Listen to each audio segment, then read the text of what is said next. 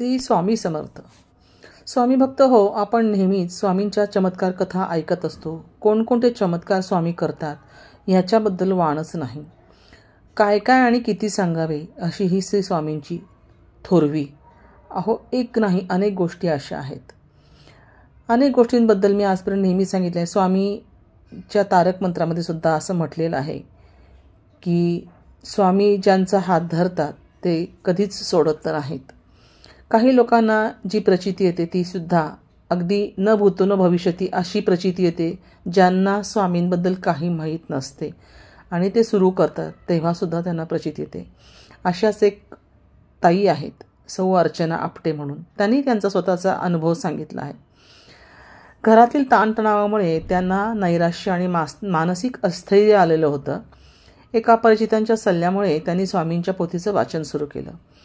त्यानंतर सुमारे 5-6 महिन्यातच त्यांना एक दिव्य अनुभव असा श्री स्वामींचा आला.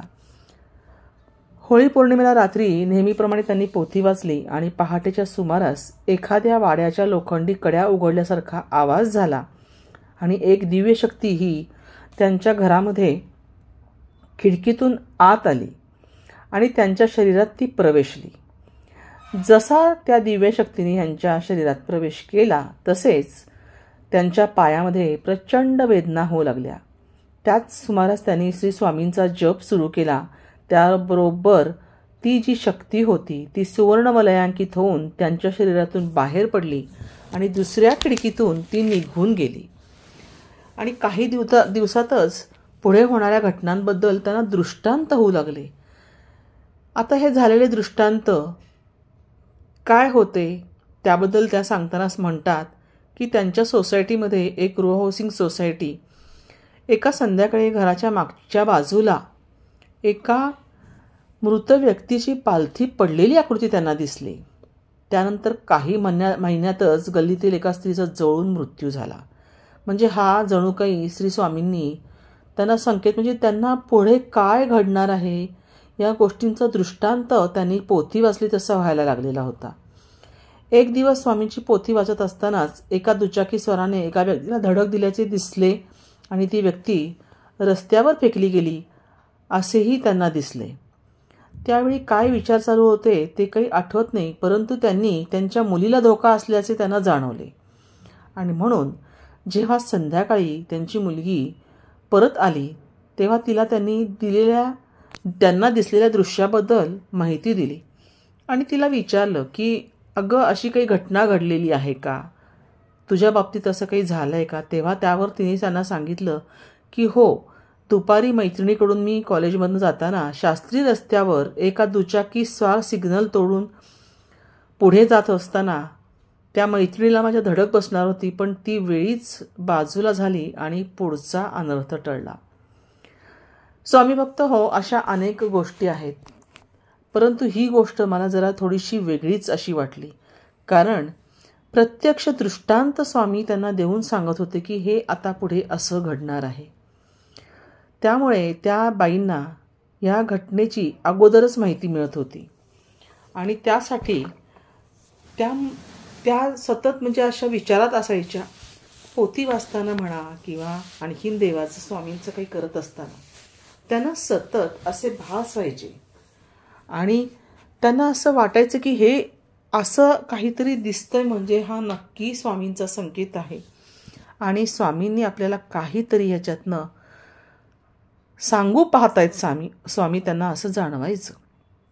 आणि म्हणूनच त्यांना जे त्यांना दृष्टांत व्हायचे ते सगळे दृष्टांत त्यांना दिसायचे आणि त्यामुळेच त्यांना या गोष्टीची भनक लागायची आणि खात्री पटायची की असं काहीतरी आहे ज्याच्यामुळे आपल्याला या गोष्टींचे संकेत मिळतात. भक्त हो, संकेत मिळणं नक्कीच चांगलं आहे की वाईट हे खरंच कळत नाही. कारण ह्या ताई खरोखर धैर्यवान म्हणाव्यात की ज्यांना असे अनुभव येत होते, परंतु त्या न घाबरता किंवा न भीता पुढच्या गोष्टींच्या ज्या काही त्यांना संकेत मिळायचे त्याच्यासाठी त्यांच्या मनाची त्या तयारी करत होत्या. परंतु भक्त हो, हे संकेत अशा पद्धतीने मिळणं म्हणजे एखाद्या व्यक्तीचा थरका फोडण्यासारख्या या गोष्टी आहेत. पण असो, स्वामींनी त्यांना हे संकेत दिले म्हणजे तेवढं ते धैर्य पण त्यांना दिलंच नाही का. ते घडणाऱ्या ज्या गोष्टी आहेत त्या घडणाऱ्या गोष्टींचं मानसिक बळ श्री स्वामींनी त्या ताईंमध्ये नक्कीच निर्माण केलं होतं.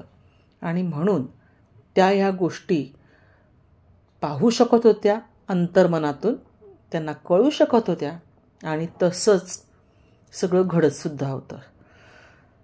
तर मला फक्त एवढंच सांगायचं आहे की स्वामी पाठीशी सदैव उभ्या असतात, ह्याच्याबद्दल ते मात्र शंका अजिबात नाही आहे.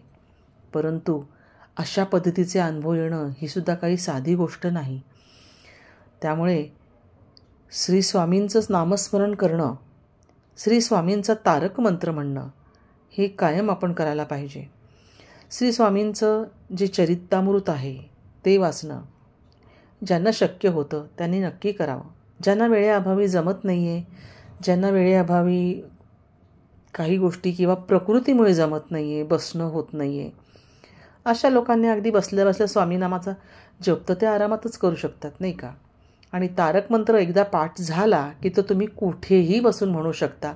एकदा म्हणा, दोनदा म्हणा, 10दा म्हणा, 11 वेळा म्हणा, तुम्हाला जसं जमेल तसं म्हणा.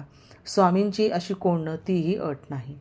फक्त तुम्ही त्यांना कधीही विसरू नका, एवढंच त्यांचं म्हणणं असतं की तुम्ही माझा नामजप करा, मी तुमच्या पाठीशी सदैव उभा आहे. आणि म्हणून ते म्हणतात की अशक्य ही शक्य करतील स्वामी. श्री स्वामी समर्थ. तुम्हाला हा व्हिडिओ आवडला असेल तर नक्की लाईक करा, शेअर करा, नवीन असाल तर सबस्क्राईब करा आणि शेजारच्या बेल आयकॉनवर क्लिक करा, म्हणजे नवनवीन माहितींसह तुमच्यासमोर व्हिडिओ पुन्हा प्राप्त होईल. श्री स्वामी समर्थ.